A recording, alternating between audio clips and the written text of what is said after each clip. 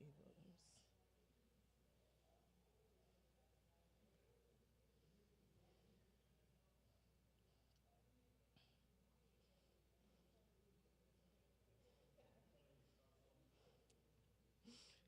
Oh, is there anybody we're waiting for? We can wait.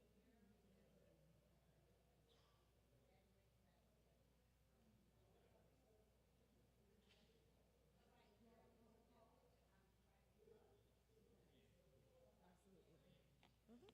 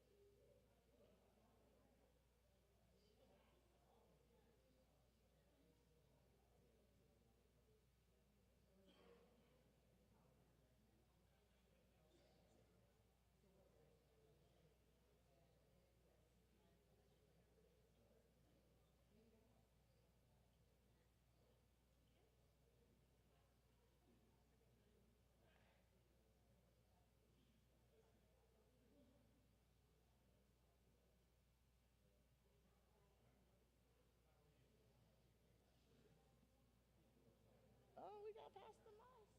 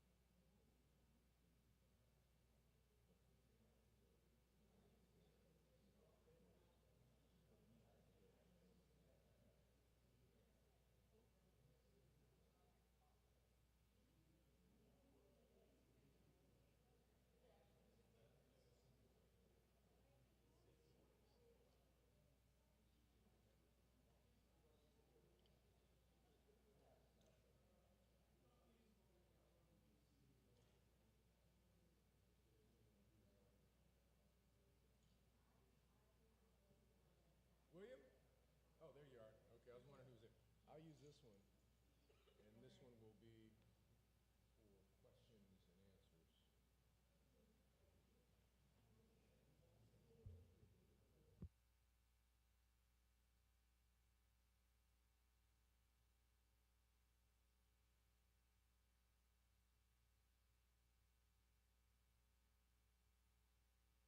Oh, there we go. Ah, there we go. Well, I want to welcome everyone to Trinity United Church of Christ. We thank you for being with us for this community, town hall community meeting on water. And we are grateful that President Kerry Steele is with us to be able to share information. For those who are online, who are streaming, I'm trying to get the setup. Oh, there we go. You switched the cameras. Thank you very much. So this is camera 2. It's camera 1. So for anyone who's going to be at the podium, This is camera 1, and this is camera 2. We will shift the cameras so that those who are streaming will have a direct connection with you. So be aware of that there is another audience that is present that is streaming with us. So I'd just like to say again, thank you for being with us. We are delighted that you are here. We are a church in the heart of the community, ever seeking the community's heart, and this is part of what we do. It's part of our mission to make sure that the wider community is connected to the resources and information that will allow them to thrive. And since we are in the sanctuary, I'm going to ask that we would have a word of prayer before we begin this conversation. Gracious and most merciful God, in whom we live, move, and have our being, we are grateful for this conversation, this town hall meeting. We recognize the power and the importance of water, for it is you who spoke so clearly in Genesis, speaking about the separation of the firmament from the water. And it is you who communicated so beautifully and powerfully that Jesus Christ is the living water. And so as we come talking about water and its importance in community, may this be an informative session and an empowering session, that we may have knowledge and also gain wisdom in order to take action based on the knowledge that we have received.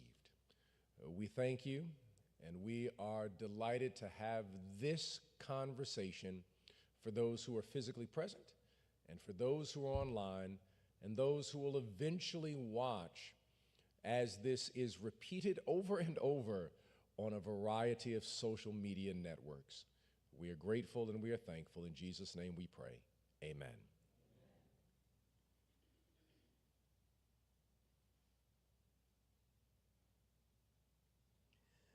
Good afternoon, and thank everyone for coming. My name is Gervette Orgain, and I am the co-chair of Church and Society Ministry that is hosting this town hall this afternoon.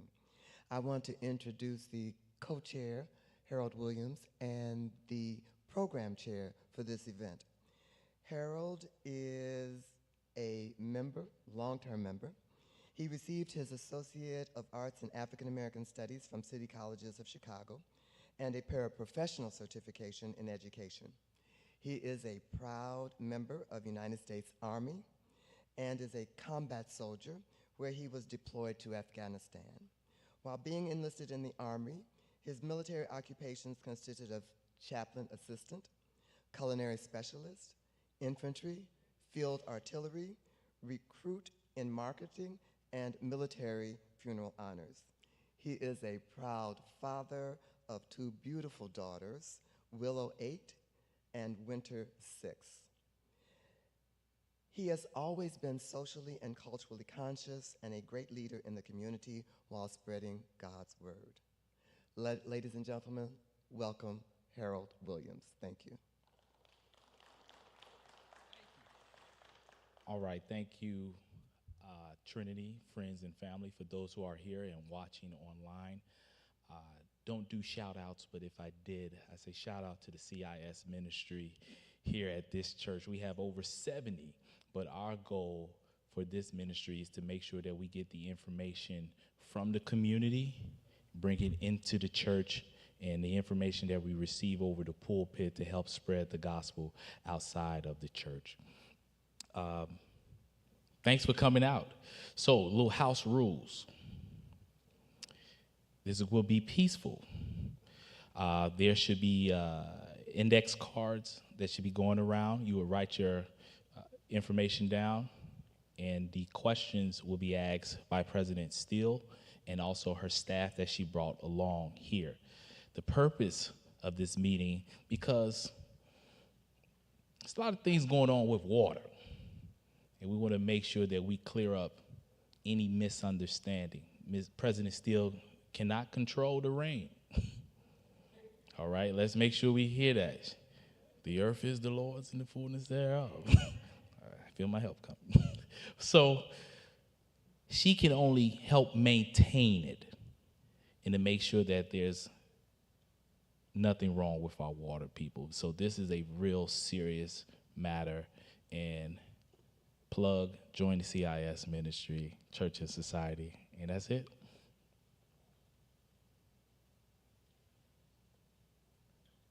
I want to thank Harold and certainly thank our senior pastor, Reverend Dr. Willis Moss III. I'd like to introduce now our speaker, who has taken the time, as well as her staff.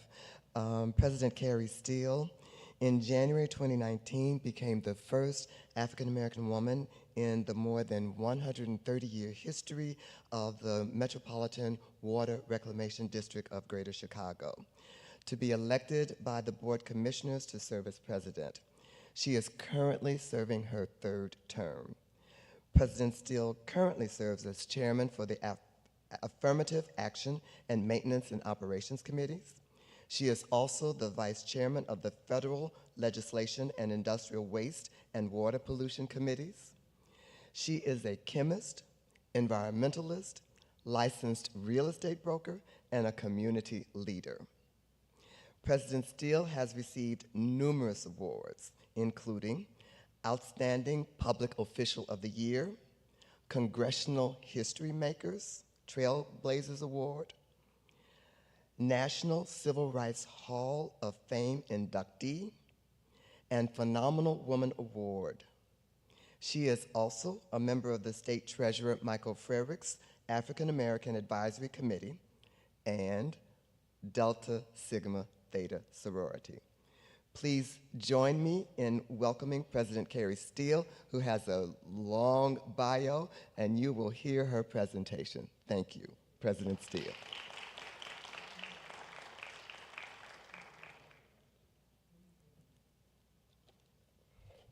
Good afternoon, everyone.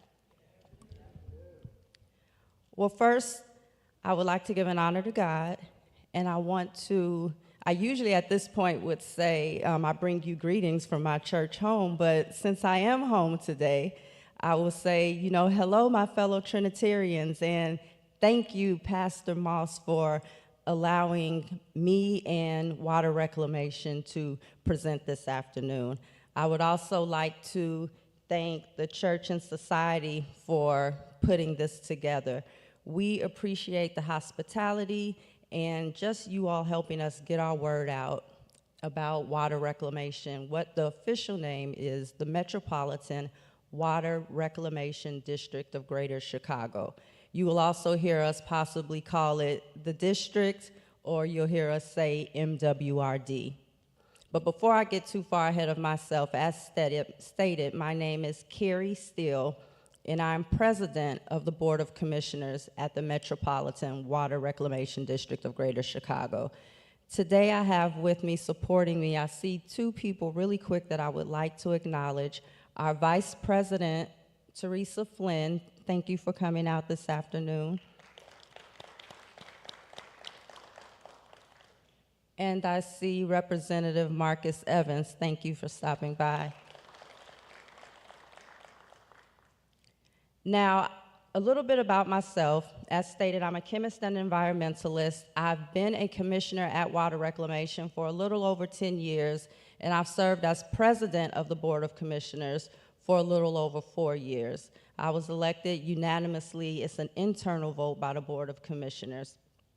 But today we're here to share information about what we do at Water Reclamation.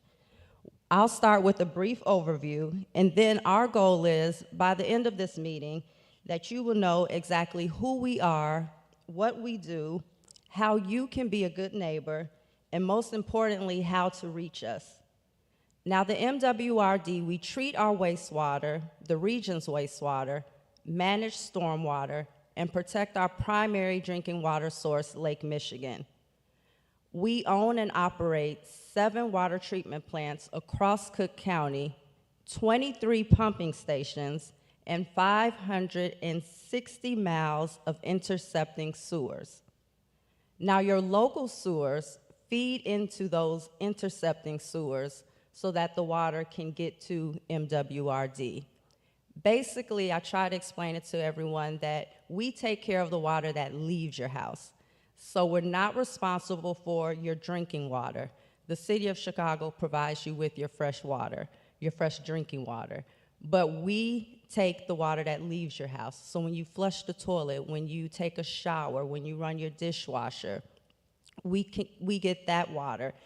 Water reclamation, reclaim the water. We reclaim your wastewater, treat it before it's released into the waterways, which is like the Chicago River, Des Plaines River, Calumet River. Then it goes down to the Mississippi River, Gulf of Mexico. You never see that dirty water again.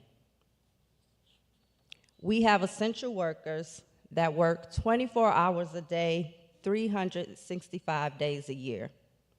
Now today, I have various department heads and senior level staff that will present and talk about their departments and the projects they're working on, so you can see how we all work together to make this happen.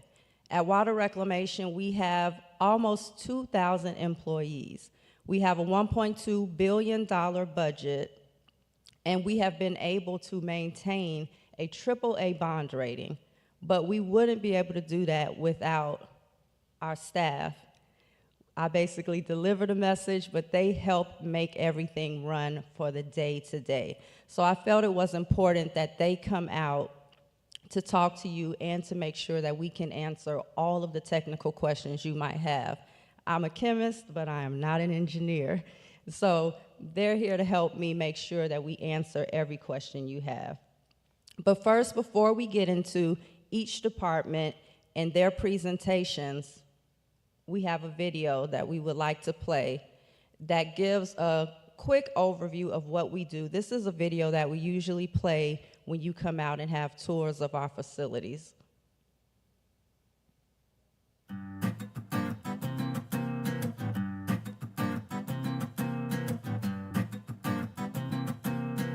Welcome to the Metropolitan Water Reclamation District of Greater Chicago, also known as the MWRD. The MWRD is the government agency responsible for treating wastewater and managing stormwater for the Chicago region, which means we clean sewage and work to reduce flooding. Even though we have the word water in our name, one thing we're not responsible for is drinking water. Most people in our service area get their water from the City of Chicago Department of Water Management. The MWRD was founded in 1889 to reverse the flow of the Chicago River to protect Lake Michigan and public health. We built 61 miles of canals, 7 water reclamation plants, 110 miles of deep tunnels, and hundreds of miles of intercepting sewers that connect local sewers to our treatment facilities. We clean an average of 1.3 billion gallons of water every day, transforming wastewater, stormwater, and urban runoff into clean water while recovering valuable resources like energy and fertilizer. We continue to be a world-leading wastewater and stormwater management utility focused on flood mitigation, resource recovery, sustainability, resilience, and innovation. We hope you enjoyed this brief overview of our treatment processes before you head out to see everything for yourself. Rain and dirty water from homes, businesses, and storm drains flows through sewers by gravity to our 7 water reclamation plants. Each of our plants use similar processes to clean all that dirty water. Here's an example of an intake structure. This one is at the Stickney Water Reclamation Plant. The intake structure is the final destination for miles and miles of sewers, and it is about 45 feet underground. After the water arrives at the plant, we pump it up from sewer level to the surface so it can be cleaned. But before we let the water get to the pumps, we need to remove any large debris that could cause damage. To do this, we send it through core screens. These screens catch flushable wipes, litter, and leaves. Over the years, the screens have removed some interesting things, such as car wheels and bowling balls. Once we've screened out the large debris, the water continues onto the pumps. Here in the pump and blower building at the Stickney plant, you can see the pumps are well below ground level. They're down at the elevation of the sewers that are coming into the plant. These large boxes are soundproof enclosures that hold blowers, basically giant fans.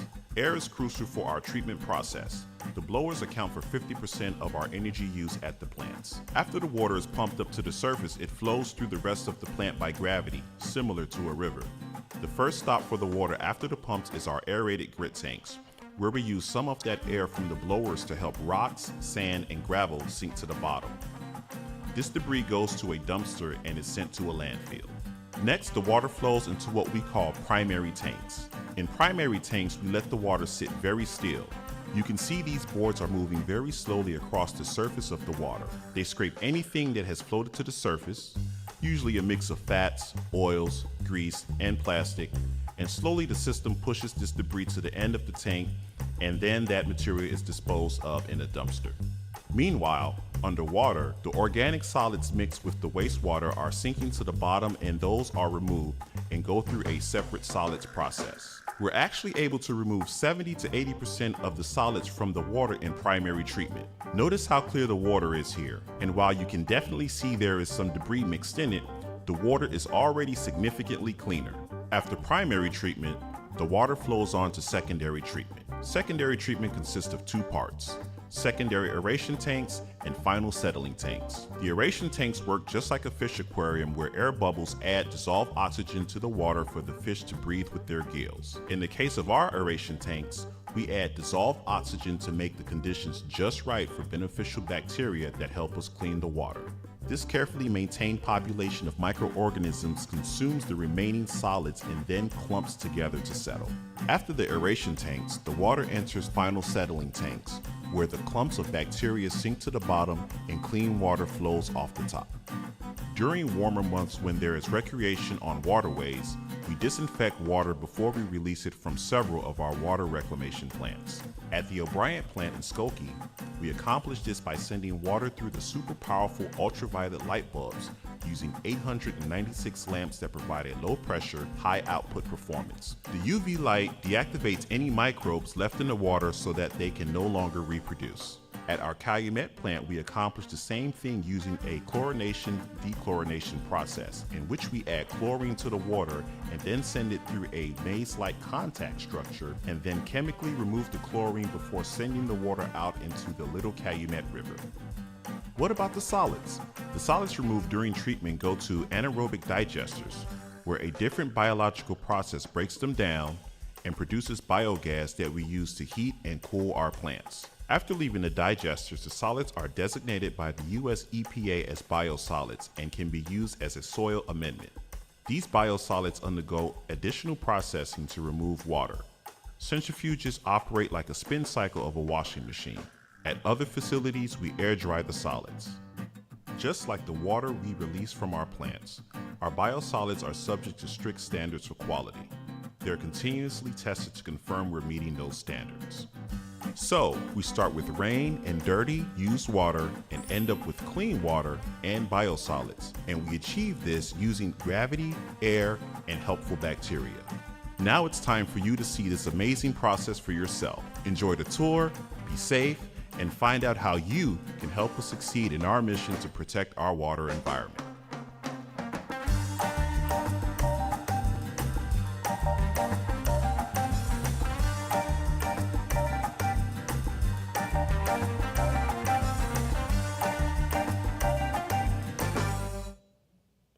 All right, so that was just a video that we played before our tours, but I thought it was important for us to play it before we got into the presentations from our department heads, because it gives a quick overview of everything that we do. And as you can see, there's a lot going on at MWRD at every treatment plant. So today you will hear from our engineering department, our public affairs office about outreach and education, our principal civil engineer that focuses on environmental injustice or environmental justice, our human resources department, and our diversity section. And then we'll be available to answer any questions and concerns that you may have. I also hope that on your way in, you picked up some of the materials that were on the table. And if you didn't, please pick them up on the way out, because they're brochures that are very informative, and you might think of something you might want to reach out to us and ask us later that you don't ask us this afternoon. So it has all our contact information and everything on every piece of literature or brochure that you probably will pick up. But first, I would like to introduce Dr. Catherine O'Connor, who will discuss sewers, stormwater management, green infrastructure, and local projects. Let's welcome Dr. O'Connor. Thank you, President Steele. Thank you, Pastor. Thanks for this opportunity, and thank you for joining. This is a very important conversation that we'd like to have, and I have some slides prepared. Could we adjust? And the next slide, please. I would like to just take a moment and discuss. Most of my comments are going to be related to stormwater management, and alleviating flooding is our #1 priority at MWRD. We clean the water. We've been cleaning the water for 130 years. We do that very well. Now it's time to focus on the communities and the misery of flooding. So I have the schematic of our President Steele, Vice President Flynn are here. The Board of Commissioners adopted the Cook County Stormwater Management Plan in 2007. Prior to that, MWRD had no responsibility with respect to flooding. And our very firm leadership went back to the legislature in 2014 to get authorization to work on local stormwater flooding projects. So I think that's bold leadership, and it's because we care. We need to have this conversation with you. So I'm going to have some advice. President Steele mentioned we're here to tell you what you can do, and I'll be happy to hear you tell me what I need to do. So we need to be all part of this conversation. So very quickly, next slide, please. We have the posters up as well.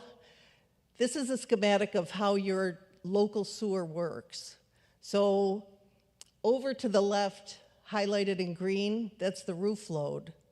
And many houses, I drove around the community this morning. I drive around many of these communities. Some people have these downspouts disconnected, and most do not. So now that precipitation has gotten worse, in 1960, our design guideline for a 100-year storm event was 6 inches of rain in 24 hours. In 1989, the Illinois State Water Survey updated that from 6 inches to rain. The new standard for 24 hours was 7.5 inches. And again, in 2019, the rainfall frequency data was updated, and it's 8.58 inches. So my point with that is, what was built in 1960 and met code for protection for 100 years, we now need 40% more detention to protect people from flooding.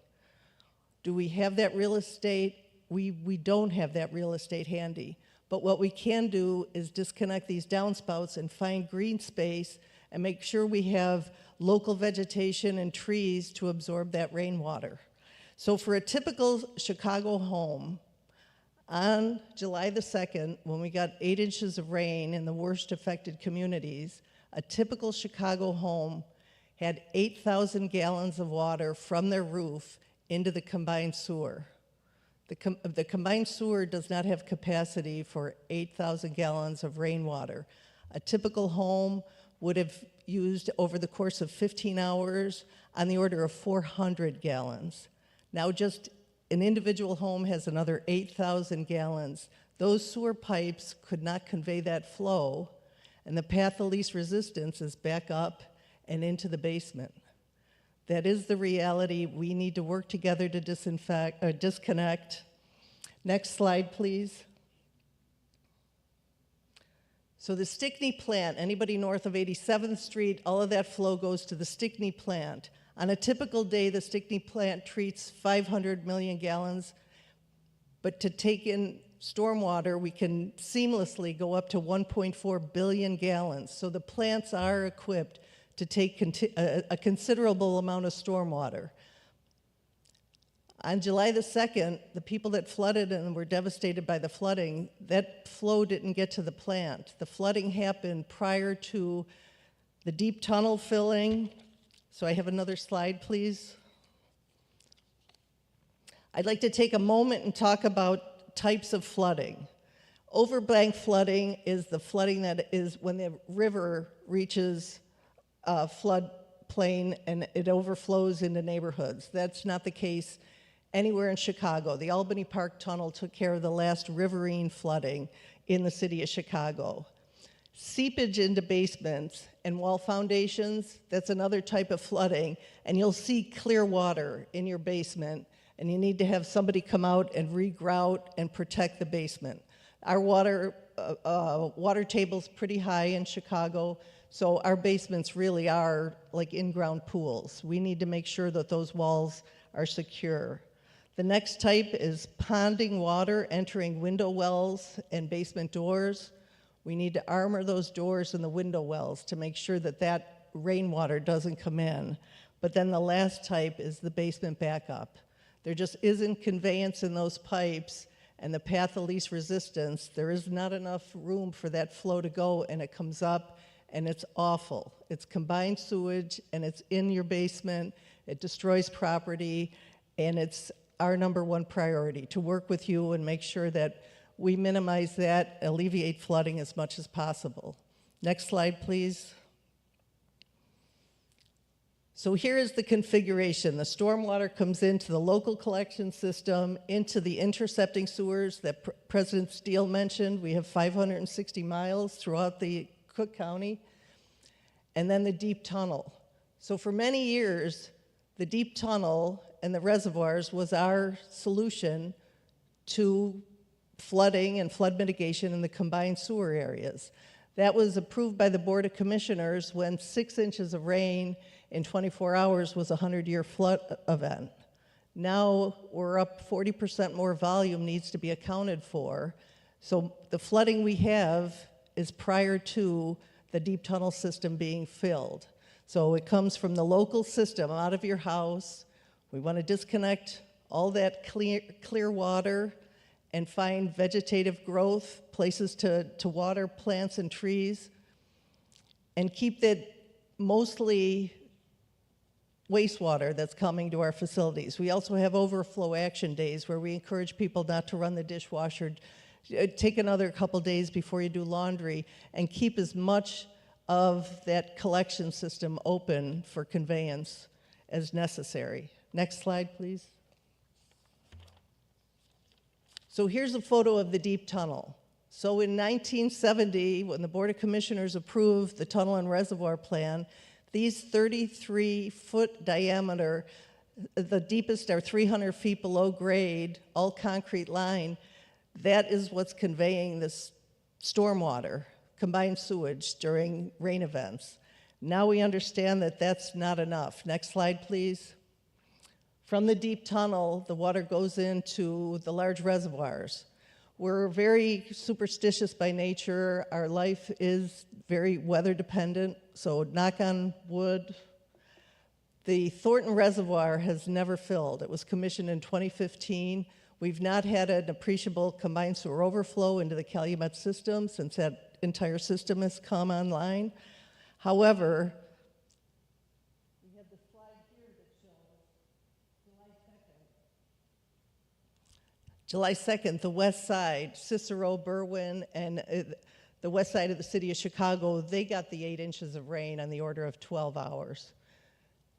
We would have had a different story on the south side, and there still was, we're very empathetic, there still was significant flooding on the south side on July 2nd, and a second storm in July. Next slide, please. So here is the Thornton composite reservoir that has not filled since 2015, but some of you in the audience remember the terrible flood in 2008. We do understand that that reservoir would have filled in the flood in September of 2008. Next slide, please. So MWRD, the Board of Commissioners passed, and we have pursued a stormwater management master plan for the south side for the communities of Avalon Park, Englewood, Grand Crossing, and South Shore.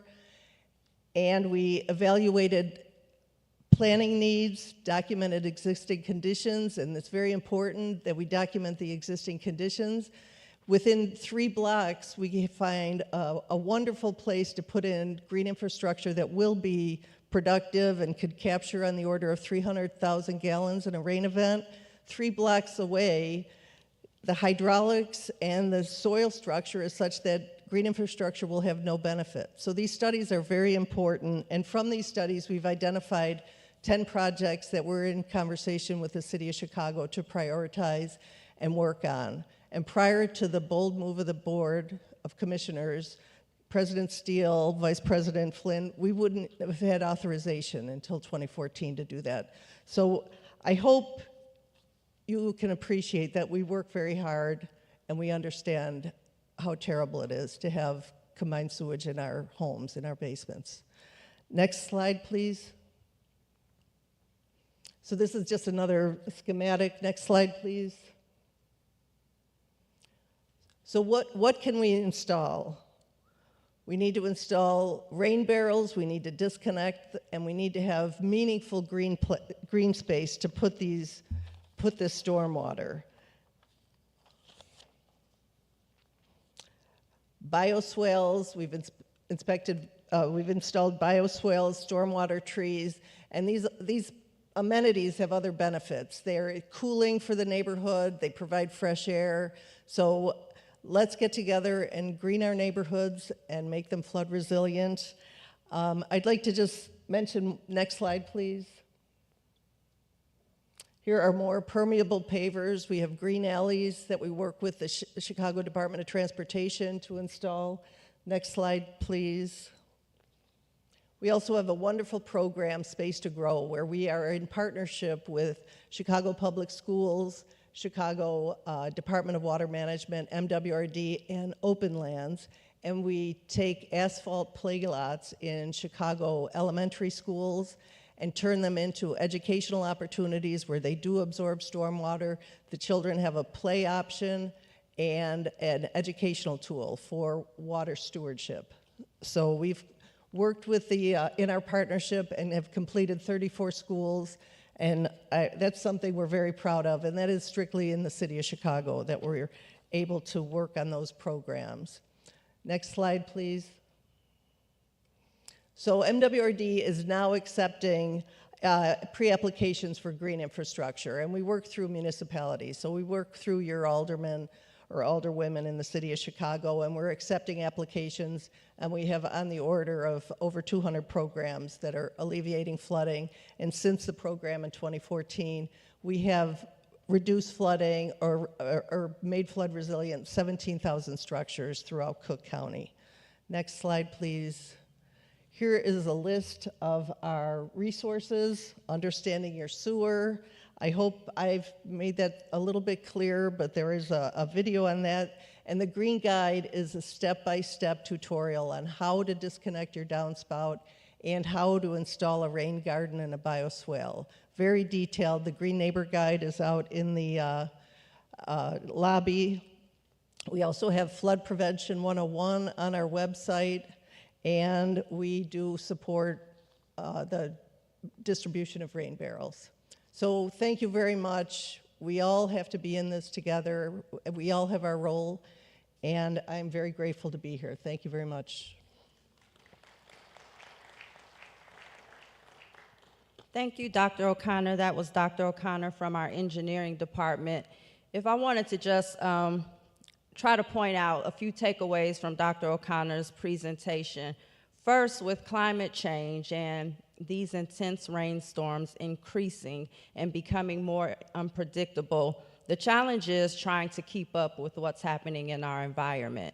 There will never be, I don't want to say never, but there is not one solution right now to control stormwater management. So we all need to work together, and it's somewhat of a combo that we have to do. We have to increase gray infrastructure. We have to increase green infrastructure. If you have your downspout still connected into the ground, we're asking that you please disconnect that downspout. You can disconnect the downspout and redirect it away from your house, or you can disconnect the downspout and place a rain barrel underneath. With the rain barrel, you're able to recycle water, conserve water, and you're still keeping all of that water out of your local sewer lines when we have those heavy downpours. One important way that you could protect your house, disconnecting that downspout, because when it rains really hard, water is trying to travel through the local sewer lines just to get to MWRD so that we can store that water and hold it until we're able to pump it into our treatment plants if necessary.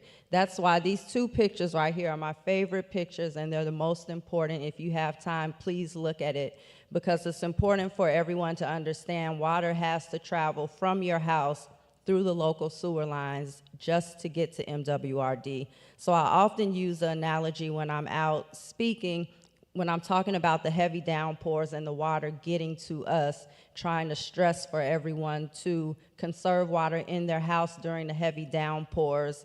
When I say, quit washing clothes or put off running the dishwasher or washing dishes, basically use as little water as possible when it's a heavy downpour, because you want to make sure you have space in the local sewer lines so the water can get to us. When we have that heavy downpour and the water's trying to get to us through that local line, sometimes it's like trying to drain a swimming pool with a straw. It's just so much water trying to get to us at one time.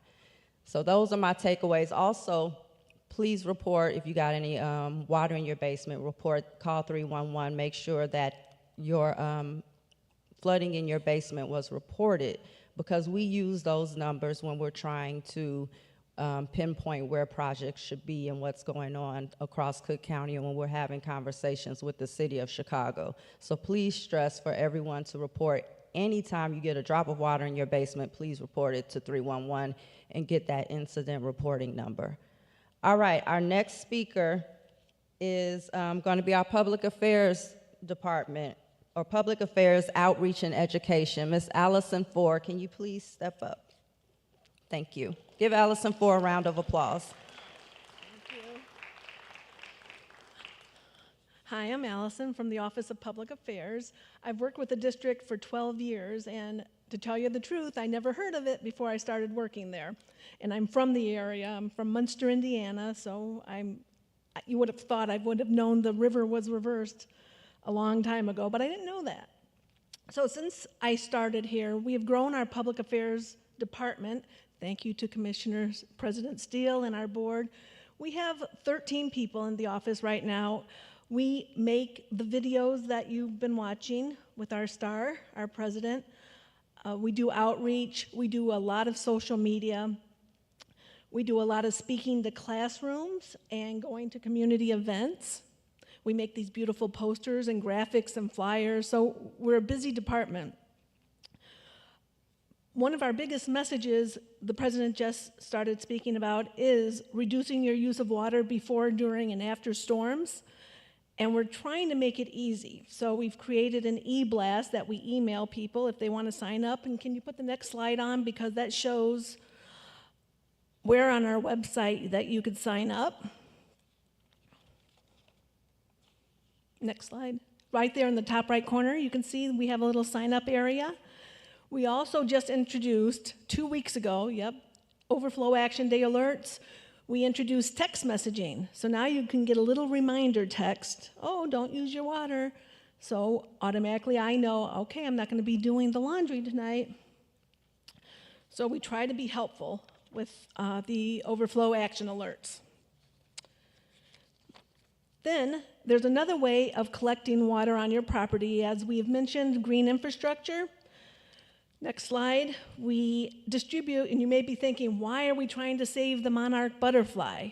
Well, the milkweed seed, which comes in these packets, is also a good stormwater tool. So it collects stormwater, and in the meantime, we're helping to save the monarch butterfly that are on the endangered list. So it has a dual purpose. We also have monarch milkweed fields at our water reclamation plants. So if you take a tour, I'll get to that in a minute, you'll be able to see those. Next slide. We spoke about trees collecting stormwater, so lo and behold, we have a free tree giveaway program. So the Calumet plant, which isn't too far from here, is the closest. You could pick up free trees there on Wednesdays between 9 a.m. and noon, and they're 18 inches, so they're not huge. But in 20 years, they're going to be really big, so don't plant it under a power line. And you can have as many of those as you want. There are a variety of oak trees, black pin, red, and white oak. So a medium-sized oak tree can help prevent flooding by absorbing 2,800 gallons of rainfall per year. So trees are very valuable. When my car broke down, here's a side story. I went to have my oil changed. This is in Indiana, and this was a month ago. And I left, they said, here, take your car. And I get about a block away from the oil change place. My tire flew off the car, so they didn't put the tire on correctly. And it was hot. It was July 19th. And lo and behold, there's a tree there. And I thought about this program, and I thought, thank you, tree, for being here, because it was keeping me cool while I waited for the tow truck. But I digress. Next slide. We have a storybook we worked on. So that's our tree slide. Here's our storybook. Where does it go? It's free. We also have animation. We'll come out to classes and do some readings. Kids love it. If you look at the top right corner, you'll see it's about these 3 students that travel in a variety of vehicles, and they go to the past to learn about our history and how we reversed the river. And it's geared for 4th graders and up, but a lot of my friends learned a lot about what we do based on this book and this animation, and we have it in multiple languages. Next slide.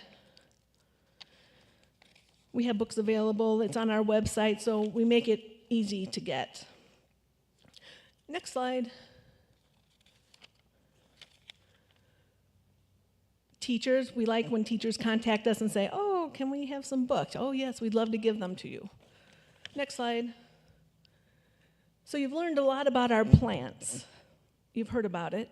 But we give virtual tours once a month online. We started that during the pandemic since people couldn't come to us. And we get about 100, 200 people every month. And it's about an hour. And we take you behind the scenes of really places you can't see when you come into the live tour. Next slide. So speaking of live tours, come visit us. We'd be happy to have you. Any of our plants, you can either schedule it online, or you can call me, call the president's office, and we'll help schedule you and your group to come. Next slide. Everything's free. Next slide. We mentioned rain barrels. Right now, we have a very special, low-cost, discounted price, $10.75 for people over 65, and then it's $21.50. This all includes delivery, so it's very low cost right now, and that will end. We had this earlier this year, it ran out, and so our board approved it again for this year. I also, on the next slide, these are more of the resources. I hope they pass this out. If not, we can always provide you with the information. One other thing I wanted to mention was medication disposal on the next slide. Our plants, if you ever have pills in their bottles, cross off your personal information and then bring us the bottles, put them right into the receptacle.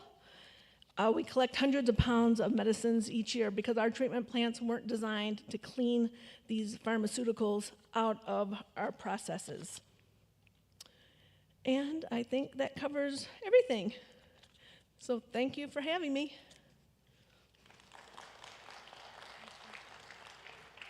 Thank you. That was Allison Four. And just a reminder, if anyone wants to set up to go on a tour or take a classroom tour, if you do it through my office, I always usually meet the students out there.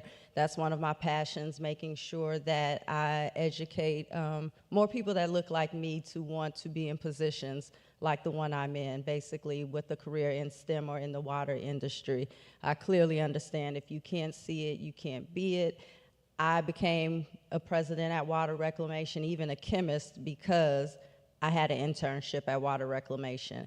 So definitely, I try to push for everyone to know about water careers, know about careers in STEM. So please take advantage of those tours so we can get way more diversity than we have now, but increase the numbers in the water industry. Next up, we have Lolita Thompson, our principal civil engineer that focuses on environmental justice, local infrastructure, and community engagement. Lolita?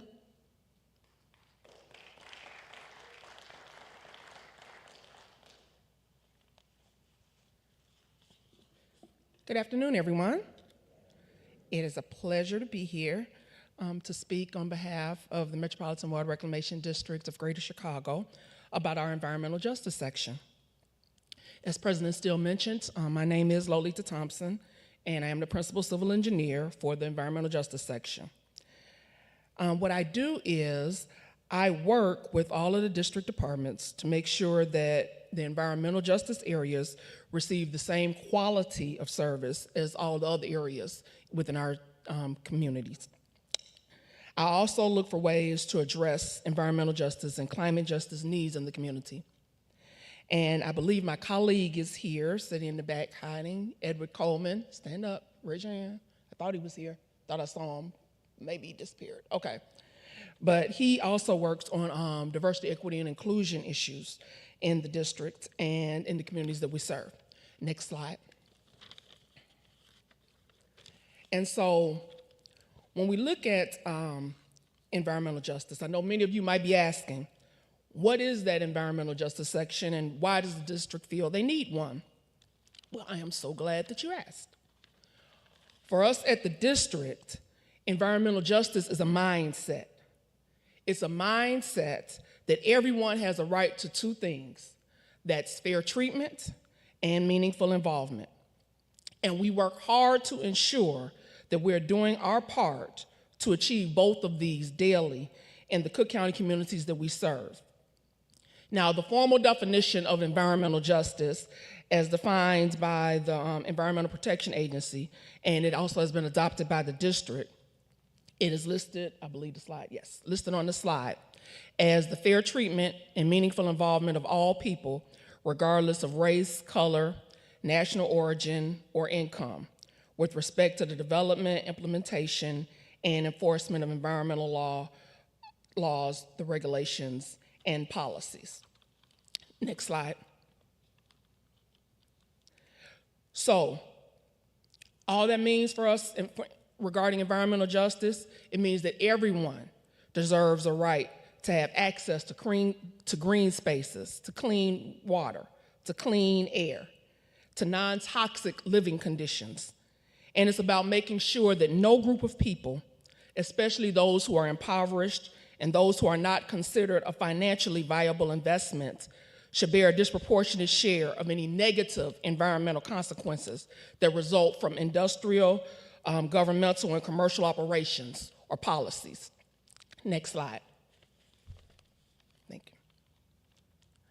And so, when we look at it, we just say that no community should be overburdened with those environmental hazards. And because of all the environmental injustices that exist, an environmental justice section is very much needed, and it is long overdue. There are studies that have been done by the Center for Neighborhood Technologies that show that 87% of flood damage insurance claims were paid to communities of color between 2007 and 2016. And according to the 2020 Air Quality Report, African Americans are 3 times more likely to die from exposure to pollution, which is a major contributor to heart disease, asthma, and premature death.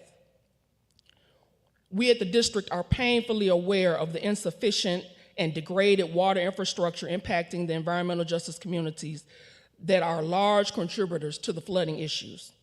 And so the district enforces a sewage and waste control ordinance to regulate and control the quantity and the quality of sewage and industrial waste and other waste that are entering the sewers in order to protect residents.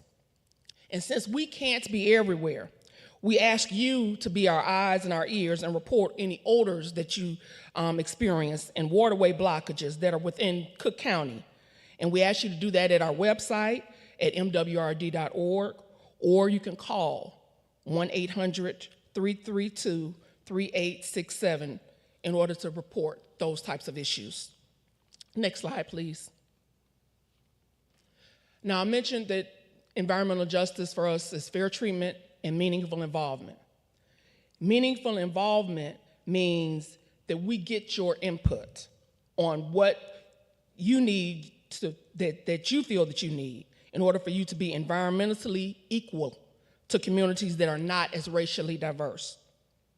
For the district, meaningful involvement is community engagement, not just community outreach. So that means that we want to collaborate with the community. We want to hear your thoughts, and we want to incorporate your ideas when possible into our projects that are specifically designed for your needs and for your communities and our communities. Next slide, please. Earlier, Catherine mentioned some of our programs that we're initiating and that we're doing our partnership programs. Many of our environmental justice communities are unaware of the district partnership programs that can help minimize flooding in their areas. How do I know? Because I've called the municipalities, and when I tell them about these programs, they're like, oh, I didn't know that this was available. And so that's why the environmental justice section is needed, so that we can continue to reach out to let our communities know that there are things that you can do to be able to help mitigate flooding. As Catherine mentioned, we all have to work together. So our environmental justice section has been working with the stormwater section to notify those communities about these partnership programs like green infrastructure and stormwater partnership in order to help better our communities. Next slide, please.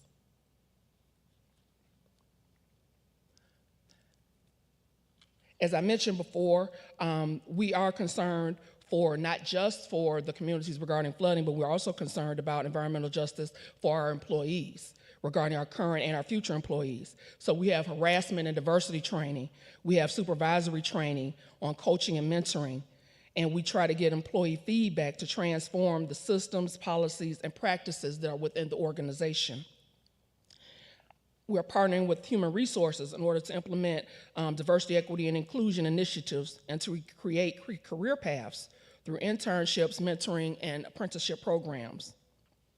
And we work hard to recruit and retain underrepresented talent, which is reflected in our 2022 racial diversity data. And that data actually showed that we had 49% of all of our new hires in 2022 were minority, and 33% of all new hires were women. 48% of all of our promotions in 2022 were minority, and 31% of all of our promotions were women. And 45% of the district's overall workforce was minority in 2022. And so we are working very diligently on environmental justice concerns. Next slide, please. And so that requires us sometimes to think outside of the box, to not do what always has been done. And that's the only way that we can grow and progress. And with that said, what you see on the screen before you is part of the Calumet Water Reclamation Plant Community Partnership Council. We've worked with our Public Affairs Department to help facilitate this first ever Community Partnership Council. And this council consists of concerned citizens just like you, who volunteered their time for this 2-year commitment, and they're taught what the district does and how we can collaborate in order to mitigate flooding in our communities. And they go back and take it back to their organizations and their groups, and then together we make a difference. Next slide, please. Another way we're thinking outside of the box.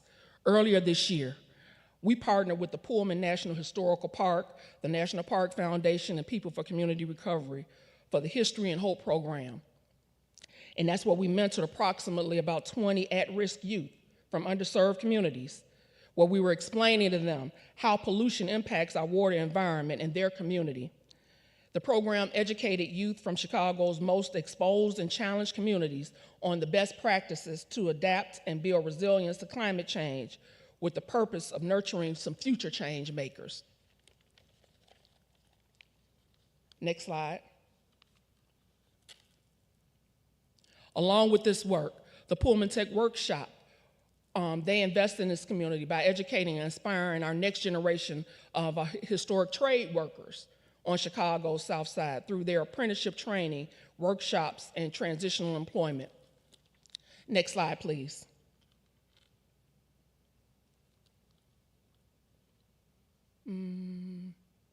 Think we missed a slide? Can you back it up? Forward? Okay. So I think they kind of forwarded me up. Wow, okay. So regarding our History and Hope program, there were some posters that the students actually did. And they completed those projects, and they showed how they were developing and learning. They did some talks on water and toxic soil and food deserts. And so when we looked at this, and we looked at what we can do in order to minimize flooding locally, and I'm gonna need you to bear with me for a second. I'm gonna blame my parents for this one.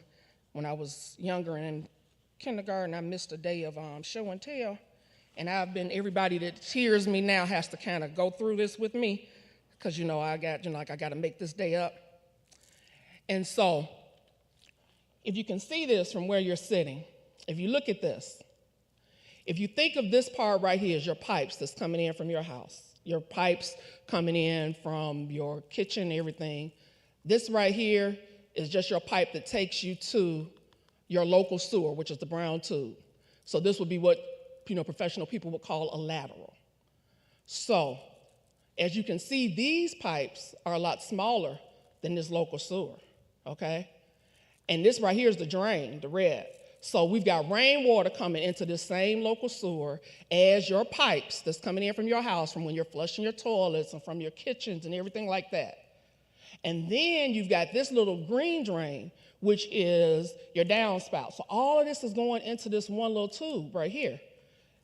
And so you've got this much water, and think about it, it's not just your house. I'm just looking at your house. Think about every house is going in this same little local sewer. So it's gonna start to get plugged and get overflow.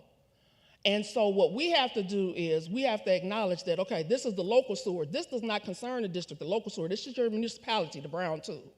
However, this red one is our interceptor. And that brown tube goes into our interceptor. And then this is the part that takes you to us where we treat the water in the red one. So see, it's a lot bigger than the local sewers. So your municipality is responsible for your local sewers. We're responsible for this big red part, those interceptors. So if we plug this, you're gonna get a backup, right? You're gonna get a backup because it's not being able to go through here. This is plugged, your local sewers are plugged. So that's why we kind of try to work together to make sure that we get the municipalities have to clean their local sewers. We televise our interceptors. We go back through and check and make sure that our interceptors are clean. But that's why we said we have to work together, because guess what? If you've got a pinch line right here in this lateral, you're gonna have something bagged up in your house. And so you can be bagged up before the local sewers even have enough room. And so that's why we ask you all to work together. If you remove this little downspout, you got more room in here now for more water to come in. More of your rainwater that's coming from heaven, and then more of the other water. So then that water isn't coming in. And so that's why we ask us to work together. So that's why I said part of it is the district, part of it is your municipality, and part of it is us, you. And so this is the time where we ask you to do your part.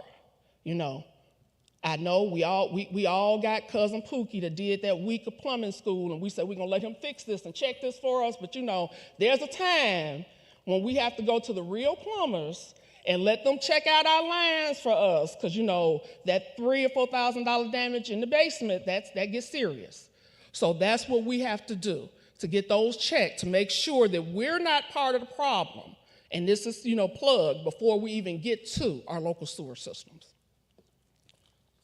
Okay?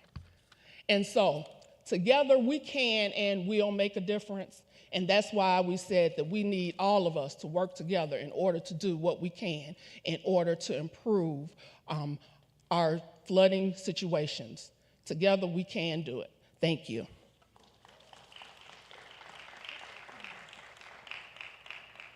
Yes, that was Lolita Thompson, our principal civil engineer. That prop was awesome. Thank you so much. I hope that gave you all a little clarity of what's going on. Also, I see Representative Justin Slaughter has joined us, so if you can wave to everyone. Thank you for coming out. One reason why I'm pointing out our electeds that stopped by, one, I think it's important for you all to know that they basically know that this is an issue too, and they're working with water reclamation to address stormwater management, but also they understand the importance of improving our local infrastructure too. So often when we're trying to reach out for funds and stress the issue that our local infrastructure being improved and being updated is so important, Representative Slaughter and Representative Evans, who were here earlier today, they're the ones that will help me be that voice at the table at Springfield to make sure we get those funds for those stormwater management projects and things like that. And then our congressmen are the ones who help me when we go to DC for those projects. So thank you for coming out, Justin. Next up, we have Mr. Ted Kozowski, who is with our HR department. He's going to basically let us know about how to get jobs at MWRD and what resources we have available. Ted?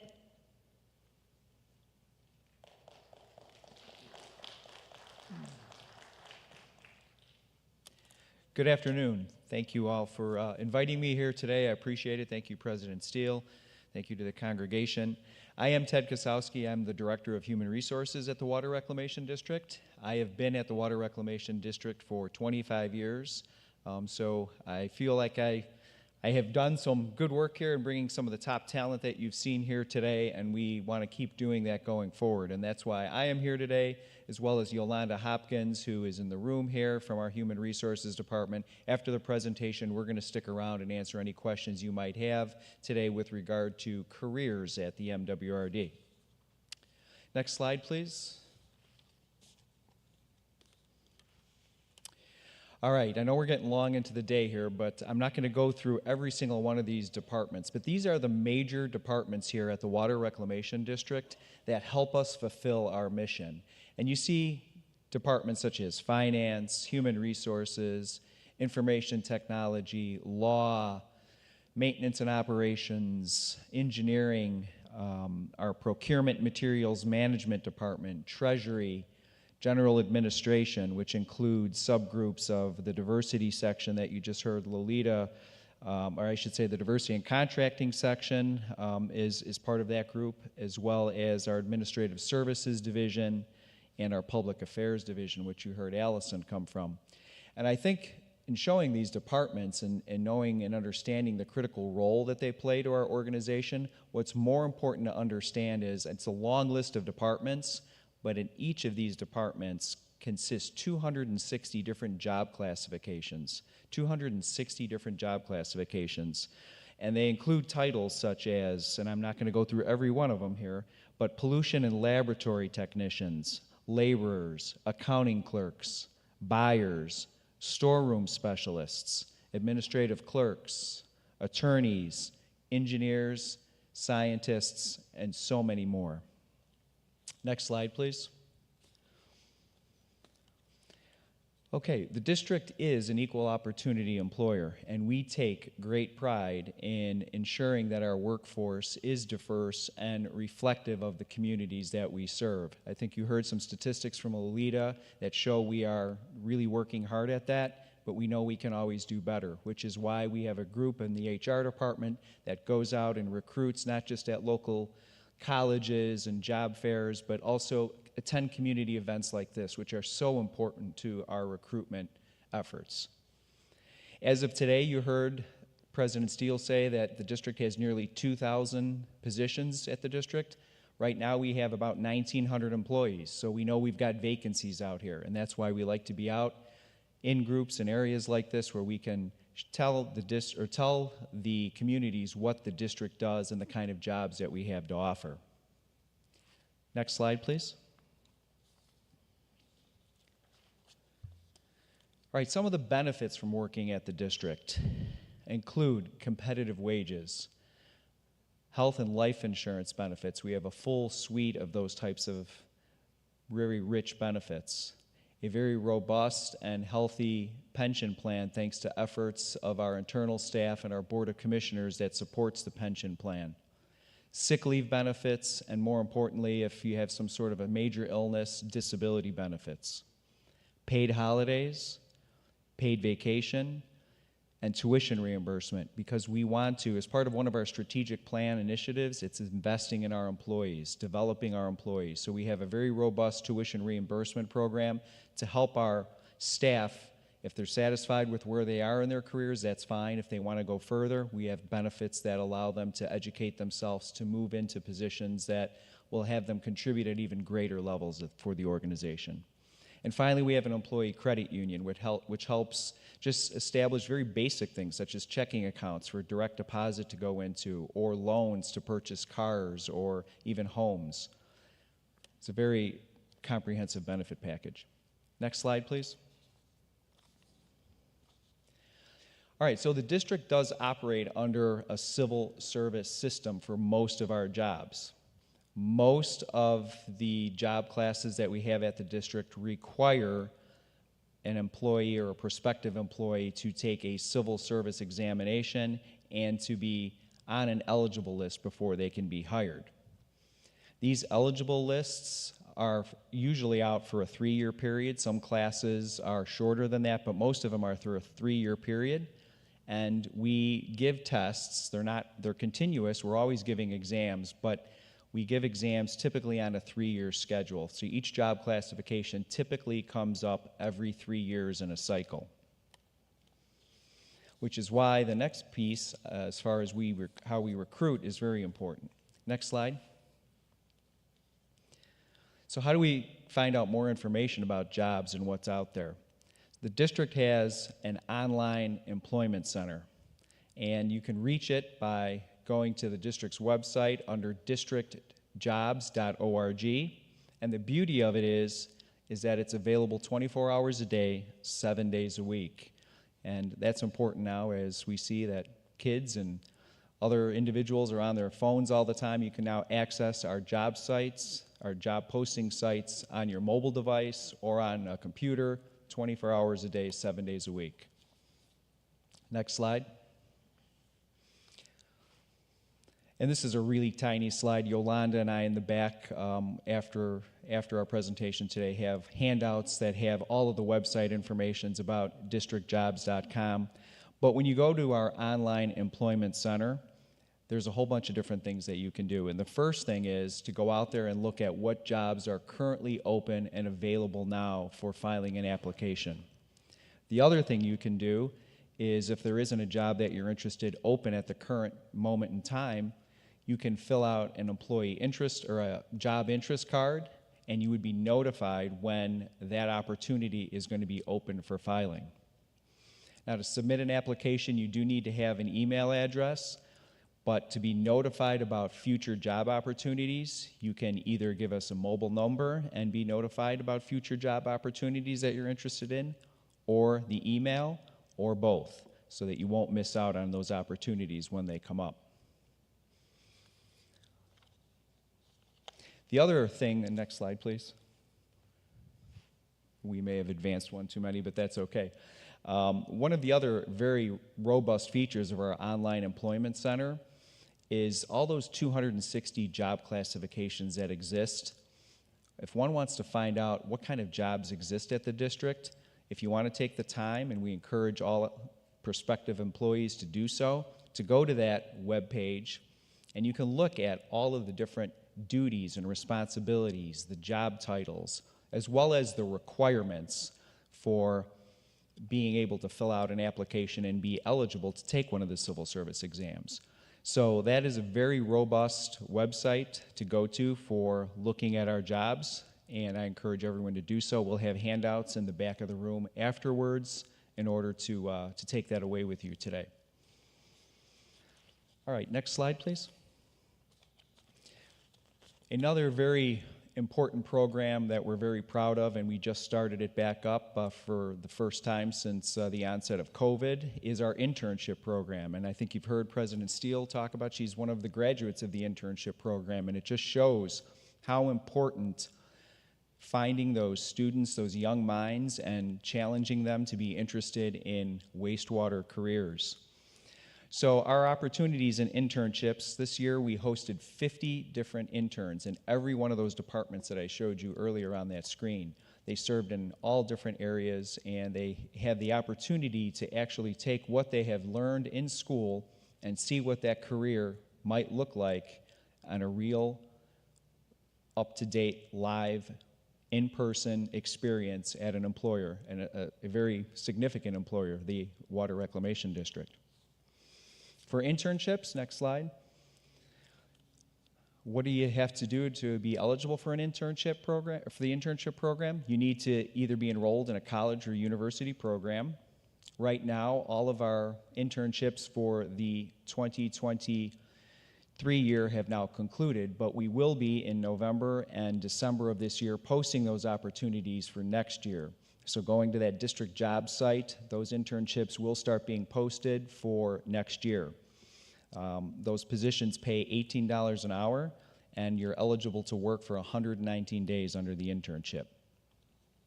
The only thing you need to do is, again, be enrolled in school, have a recommendation letter from the school, and a letter of interest expressing why you would like to work at the MWRD. So with that, I will conclude my presentation, and again, as I stated, I will be in the back of the church today along with Yolanda to answer any questions and pass out information about our internships. The other thing that I think is really important is we have a listing of current opportunities that are going to be available in the next coming weeks and months. So that would be a good way for one to gauge what types of opportunities are coming up, as well as visiting that website. Again, I thank you very much for your time and attention today, and it's events like this that help us reach out into the communities and get the top talent that we pride ourselves in bringing to the district to make us what we are. So thank you very much. Thank you, Ted. That was Ted from our HR department. Next, we have Mr. Rich Martinez, who will discuss how to do business with the district. He is our acting diversity administrator. Everyone give Rich a round of applause.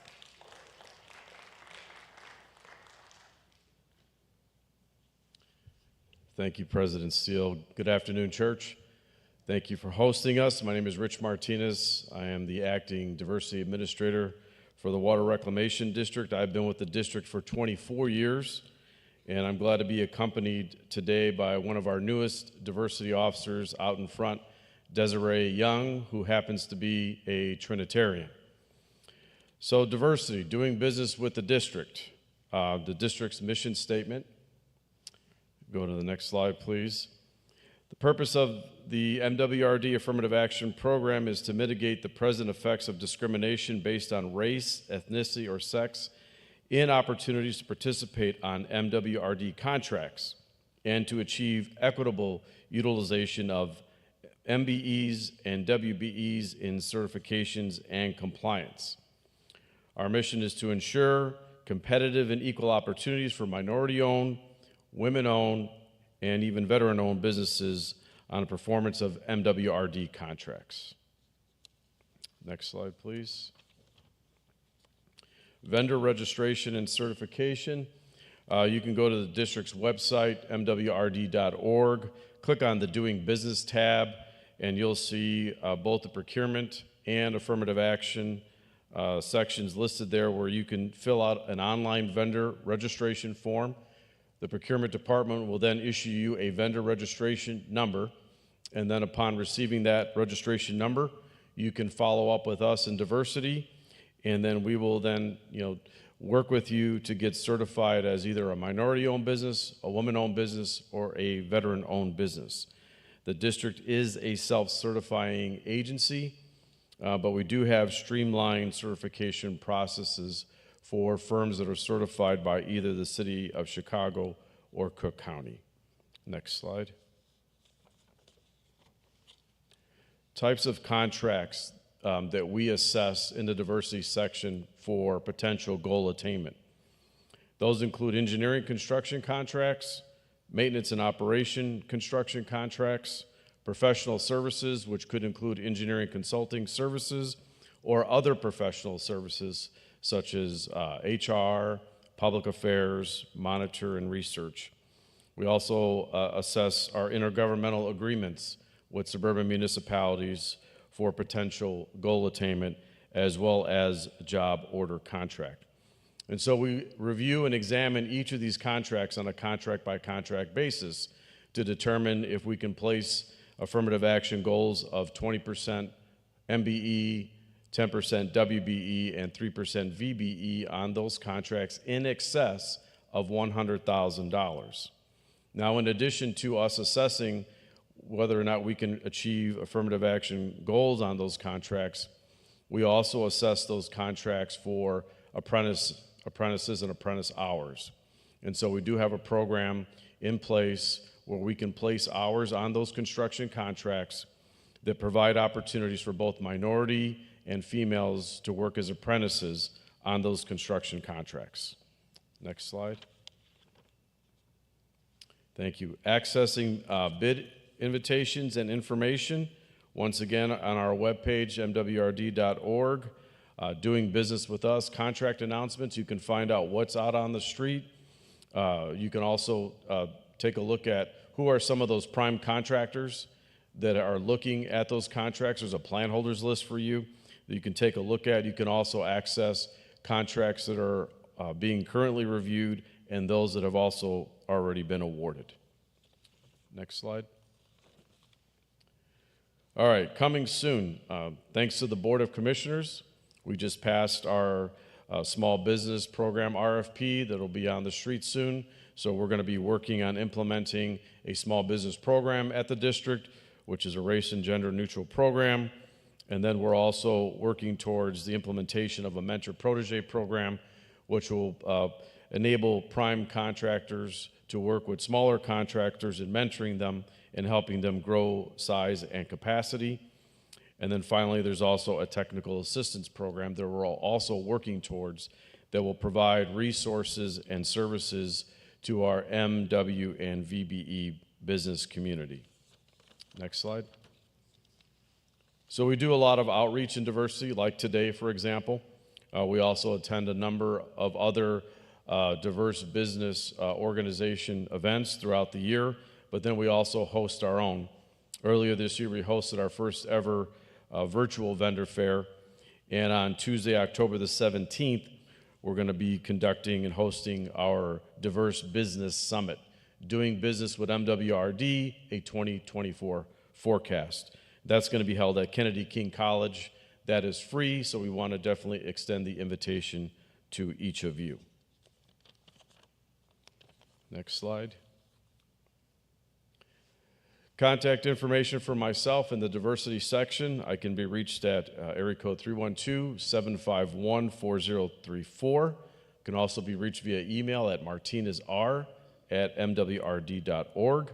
Want to say that we do have vendor packets available in the front. Desiree Young has those available with all kinds of great information as far as doing business with the district and the district's affirmative action program. Thank you for having us today. Thank you for hosting us, and God bless you all. Thank you.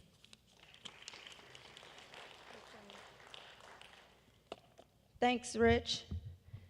So, one, I want to thank everyone for just sticking out through this presentation. We wanted to make sure, definitely I wanted to make sure that you all received all the information you could just about what we do at Water Reclamation, what's available. So I hope it was beneficial to you. But now we are available to answer any questions or concerns you may have. After we get through the question and answer period, we will raffle off 2 rain barrels, and hopefully you all can take them with you when you win them, but if not, we'll deliver it to you. And we have plenty of information as stated at the tables in the back or outside the sanctuary that you could pick up for additional information. But do we have any questions?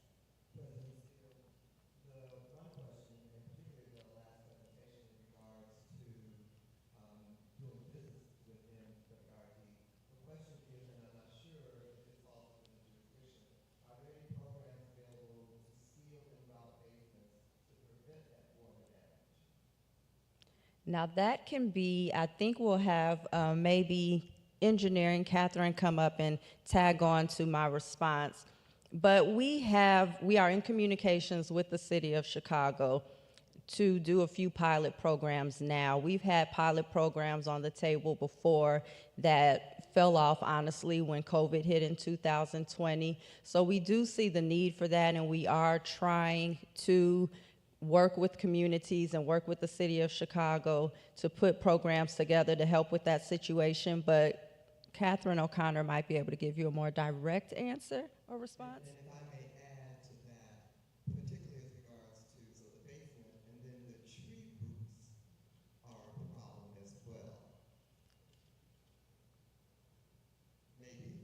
No, now the tree roots, that's a different topic. Tree roots are a problem, and even with planting the saplings, I recommend don't plant them by your house unless you live in an open field, open area. You could plant the trees there, but often I think about when you consider planting a tree, as far as they grow wide up top, the roots will grow that wide down beneath, and they can't interfere with your line. So I would stay away from the trees. Now, as far as, can you repeat the initial question, though? So the initial question was in relationship to vendors that you might be aware of that facilitate the repair of the basements, the tuck pointing, et cetera, the ceiling and the grouting. Thank you. That's a very good question. We're very reluctant to recommend vendors. We don't want to leave anybody out. We know who's out there, but we don't believe we have a comprehensive list. So we do encourage you to have a bonded, Better Business approved vendor, and there are quite a few out there that'll do the grouting and make sure your basement is waterproof. So then, if I can just repeat what I just heard, you don't provide any recommendation, but do you have a list? No, we don't.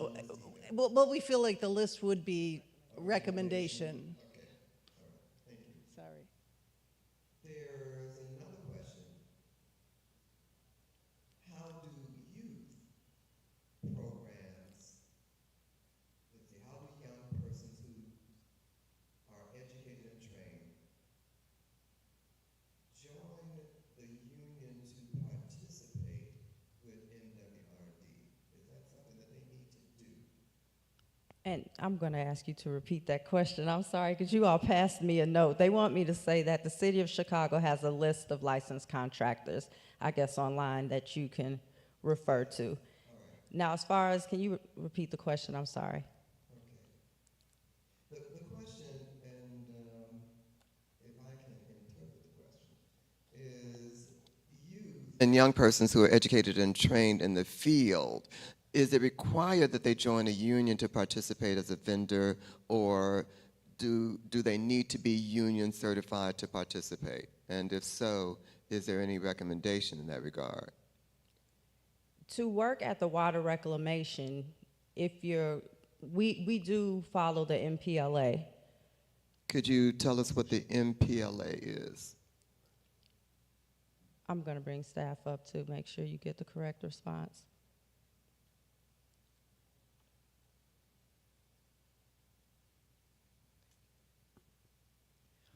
Thank you. As far as, and I'm not sure, I think President Steele was going down a different path with regard to working at the district. You do not need to be a member of the union to work at the district, but you need to meet the minimum requirements for any of our skilled trade craft positions. As far as contractors, we do follow what's called a multi-project labor agreement, which requires the contractors to pay prevailing wage rates and honor the terms of collective bargaining agreements. And so there's another question. We're talking about the downspouts. So are you recommending that we remove those downspouts? Yes, definitely recommending you disconnect your downspout. And then use the rain barrels? You don't have to necessarily use a rain barrel. I promote the rain barrels because then you're able to recycle the water and conserve water. So you're getting a 2-for-1 if you do that. But if you disconnect the downspout and just basically change the direction away from your house now, and then hopefully not towards someone else's house, but just away from your house, that water is not going through the local sewer line. So you're just basically freeing up that much space when we have those heavy downpours for the water to travel through the local sewer lines to get to the MWRD. You can collect a lot of water from your roof when it's raining that goes down that downspout. It'll be hard. You won't believe it until you actually, if you put a rain barrel underneath the downspout, then you could visually see it. And the rain barrel will fill up fast in a heavy downpour. And just think, if everyone had a rain barrel under their downspout, that's about 55 gallons of water, I believe. So 55 times 40 houses on a block, and just keep doing that multiplication. That's how much water you could possibly have out of your local sewer lines. So you would suggest that either you can disconnect and then maybe direct it into your yard Yes. instead? Disconnect and point it away Rain from your barrel house. in yard. Or put the rain barrel underneath. Okay, thank you. Are there any additional questions? Please. Hold on a second.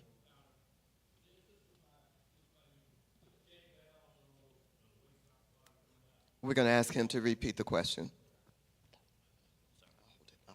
Okay. For Director O'Connor. Oh, right. Oh, okay. Well, I was just wondering, is there a system, well, not a system, but is there a possibility of putting a check valve on a person's property on the line, the transport line, so they wouldn't have that type of problem? And if that's the case, make that known to all the general public, and even create a program whereas the city might kick in some money and then you pay your money, so to prevent that from happening. Yes, there are check valves with ejector pumps, and if you do put a check valve, so a check valve is a one-way valve that makes sure that nothing can come back into the house. That stops. That does have to be maintained annually. I met people on the west side that had check valves, they hadn't been maintained, and they flooded the same as the people that didn't have the check valves. So it's very important to do the maintenance. Overhead sewers with ejector pumps are more effective, so those are options. But as a first step, if we could get everybody disconnected and reassess. But certainly, if you want to protect your basement, a check valve with regular maintenance or an overhead sewer does provide significant protection. Thank you. Are there any additional questions? I think we've answered all, and we absolutely want to thank Commissioner Steele, President Steele, and the staff for taking the time today to be with us and provide the great information. Again, you have brought us a lot of information that it is our plan to distribute that information to the congregation. And so we will hopefully be able to do that because the information is necessary. As well as we will be showing the video. It's recorded, it's live streaming currently, and we will continue to show that. It was very informative. I learned quite a bit. And I'm sure that the rest of the community, we sat next to each other and was like, oh, didn't know that. Oh, this is good information. And it's very much appreciated. And so our program chair, Harold Williams, will go to the mic. Thank you. And if I could just say one more time, thank you all so much. We appreciate all of you taking an interest in the Metropolitan Water Reclamation District of Greater Chicago, and know that we are available to answer any questions or concerns you have. After this, anytime, just please email us, reach out to us. I'm on every social platform you can imagine, and the MWRD is too. So don't hesitate. We want to work for you, so thank you. We also want to make sure that we acknowledge the fact that both our senior pastor, Reverend Dr. Otis Moss III, and First Lady Monica Moss stayed for the presentation. So we are most certainly grateful. Thank you. Harold? Yes. All right. Thanks again to everyone who is here. You may have seen me jumping around trying to make sure that you get a card. However, because we have to be out of here at a certain time, the card that you do have, if you need to fill it out, you put down your contact number. That way her office can still follow up with you all as well. So once again, this is the CIS ministry here at Trinity. CIS stands for Church in Society. Woo woo. And thank you to President Steele office. We got one more gift prize. No, we're going to do it in the lobby. So in the lobby, we're going to do a raffle because this still is a sacred place, so we cannot do that in here.